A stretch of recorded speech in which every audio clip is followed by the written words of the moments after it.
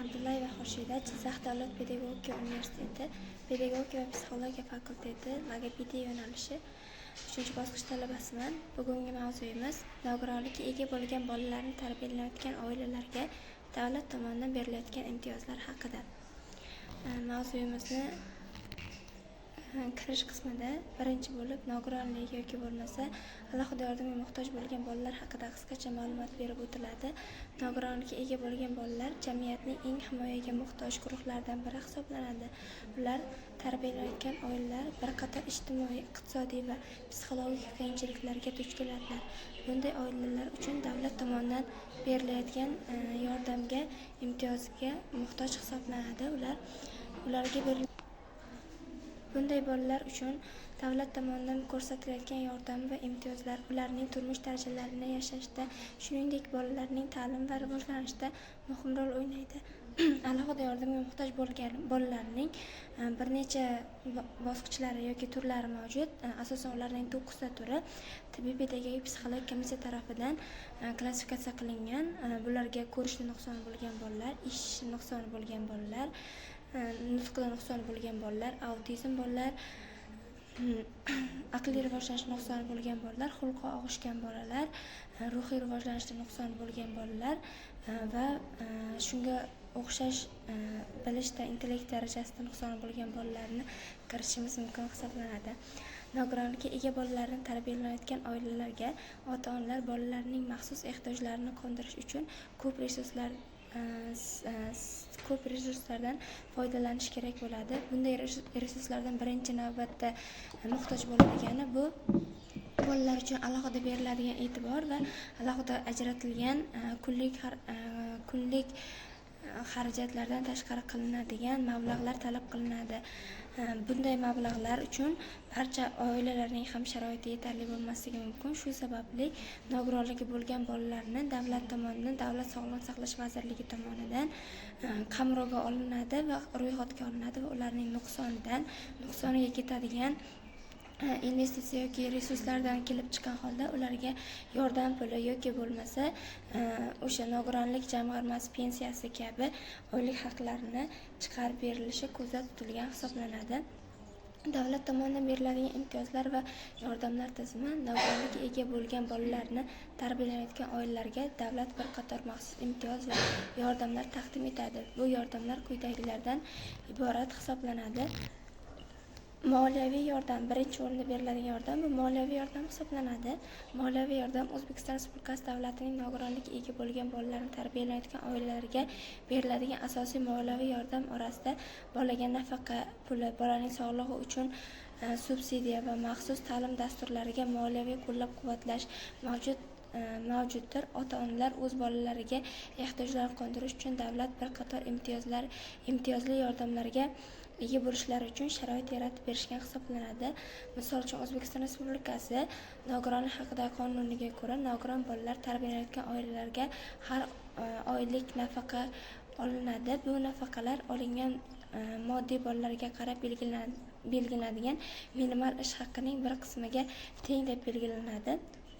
Ya'ni oilaning oylik daromadidan kelib chiqqan holatda ularga yordam puli ajratiladi. Ya'ni 3dan 1 qismi hisobida har oy o'sha bolani hisobiga yoki bolani ota-onasi yoki uning vasiy shaxsiga o'sha yordam puli o'tkazib berilishi aytib o'tilgan. Ikkinchi yordam tizimi bu sog'liqni saqlash xizmati hisoblanadi. Nogiron bolalar uchun maxsus tibbiy yordam ko'rsatiladi. Bu yordamga qatorlariga tez tibbiy yordam xizmatlari, maxsus reabilitatsiya markazlari, dori-darmonlar uchun chegirmalar va shifoxonalarda davolash uchun subsidiyalar yoki ba'zi bir davlat qaramog'ida bo'lgan sanatoriya tipidagi davolash maskanlari yoki sanatoriyalar uchun ham bolalarni tekin ravishda jo'natish uchun yo'llanmalar ham beriladi. Bu ham nogironligi bo'lgan oilalar uchun yordamning bir turi sifatida qarashimiz mumkin hisoblanadi. Keyingi o'rindagi yordam bu sog'liqni saqlash xizmatlari. Nogiron bolalar uchun sog'liqni saqlash xizmatlari bu o'sha yuqoridagi tez tibbiy yordam va nogironlar uchun ajratilgan shifoxonadagi imtiyozlarni misol qilib keltirishimiz mumkin.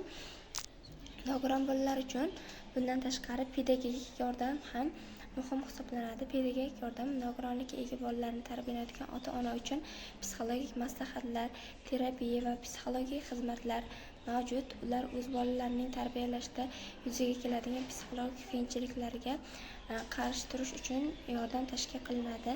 Ma'lumki, nogironligi bo'lgan oila yoki bo'lmasa oiladagi ota-ona yoki oilaning boshqa bir vakillari bu nuqsonli shaxs oilasida bo'lganligi sababli uyalishi, xijolat bo'lishi yoki boshqa ko'pgina psixologik travmalarga olib kelishi mumkin. Ularni bartaraf etish uchun o'sha maktab pedagogik xodimlar tomonidan yoki Sog'liqni saqlash vazirligida ishlovchi psixologlar tomonidan o'sha ota-onalarga yig'ilish, konferensiyalar, tushuntirish ishlari olib borilish va bundan tashqari shu yuqorida aytilgandek psixologik trening yoki psixologik yordamlar, suhbatlar o'tkazilishi bu ham bolaga ham ota-onasiga beriladigan yordamlardan biri hisoblanadi. Shuningdek, nogiron bolalar uchun konsultatsiyalar taqdim etiladi. Misol uchun, ota-onalarga psixologik yordam ko'rsatish uchun davlat tomonidan tashkil etilgan maxsus psixologik markazlar mavjud. Bu psixologik markazlarda nafaqat ota-onaga nogiron bolani tarbiyalashdagi qiyinchiliklarni yengib o'tish haqida maslahatlar beriladi, balki bolaning nogironligidan kelib chiqqan, uning nuqsonidan kelib chiqqan holda uni davolash, profilaktika ishlarini olib borish yoki o'sha korreksiya ishlarini olib borish uchun yo'l-yo'riq ham ko'rsatish mumkin hisoblanadi. Misol uchun, oddiygina nutqida nuqsoni bor bo'lgan yoki bo'lmasa tayanch harakat apparatida nuqsoni bor bo'lgan bolalar uchun massaj mashg'ulotlarini o'rgatishlari mumkin hisoblanadi. Ya'ni uy sharoitidan kelib chiqqan holda barcha ham bajara oladigan massaj mashg'ulotlarini bajarishni o'sha psixolog yoki mutaxassislar tomonidan yo'lga qo'yish mumkin hisoblanadi. Bu ham nogironligi bo'lgan oila uchun beriladigan imtiyozlardan biri sifatida qarasak bo'ladi. Maxsus ta'lim va inklyuziv ta'limdagi yordamlar nogironlikka ega bolalar uchun maxsus maktab inklyuziv ta'lim tizimida va maxsus o'quvchilar tomonidan o'tkaziladigan imkoniyatlar mavjud. O'zbekistonda ba'zi hududlarda nogiron bolalar uchun maxsus maktab va logopedik kurslar tashkil etilgan. Bu ta'lim muassasalarining bolalar o'zlarining ijtimoiy va aqliy xususiyatlariga mos ravishda ta'lim olishi mumkin hisoblanadi. Ya'ni bunda davlat ta'lim standartlarida emas, balki bolaning imkoniyatlaridan kelib chiqqan holdagina ta'lim dasturlarini, dars ishlanmalarini ishlab chiqishi mumkin hisoblanadi. Misol uchun, O'zbekiston Respublikasi Ta'lim vaziri tomonidan yaratilgan inklyuziv ta'lim dasturini misol qilib keltirishingiz mumkin. Inklyuziv ta'limda asosiy shiori qoidasi shundan iboratki, ta'limni bolani ta'limga emas, ta'limni bolaga moslashtirish. Bu ham nogironligi bo'lgan oila uchun ham, nogironligi bo'lgan bola uchun ham beriladigan keng imkoniyatlardan biri sifatida qarasak bo'ladi. Keyingi o'rinda ijtimoiy himoya va psixologik yordam. Nogironlikka ega bolalarni tarbiyalayotgan ota-onalar uchun davlat tomonidan ko'rsatiladigan ijtimoiy xizmatlar, shuningdek psixologik yordamlar oila a'zolarining ruhiy holatini mustahkamlashga yordam beradi. Psixologik maslahatlar stressni kamaytirish, ota-onalarning o'z-o'zini qo'llab-quvvatlashga yordam berishi mumkin hisoblanadi. Nogironligi bo'lgan bolalarning turlarini yuqorida sanadik. Ular 9 ta toifadagi mavjud bolalar. Ularning orasida eng ko'pini bu jismoniy nogironlikka ega bo'lgan bolalar tashkil qilinadi. Ya'ni jismoniy nogironlik qanday ko'rinishda bo'lishi mumkin? Bu tayanch harakat apparatida yoki boshqa bir suyak muskul sistemasida bo'ladigan o'zgarishlar bilan bog'liq kasalliklar hisoblanadi.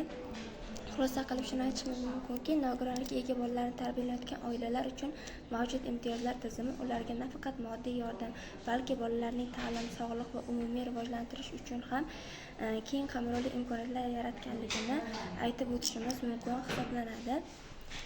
Yuqorida quyida foydalangan adabiyotlar keltirilgan va e'tiboringiz uchun rahmat.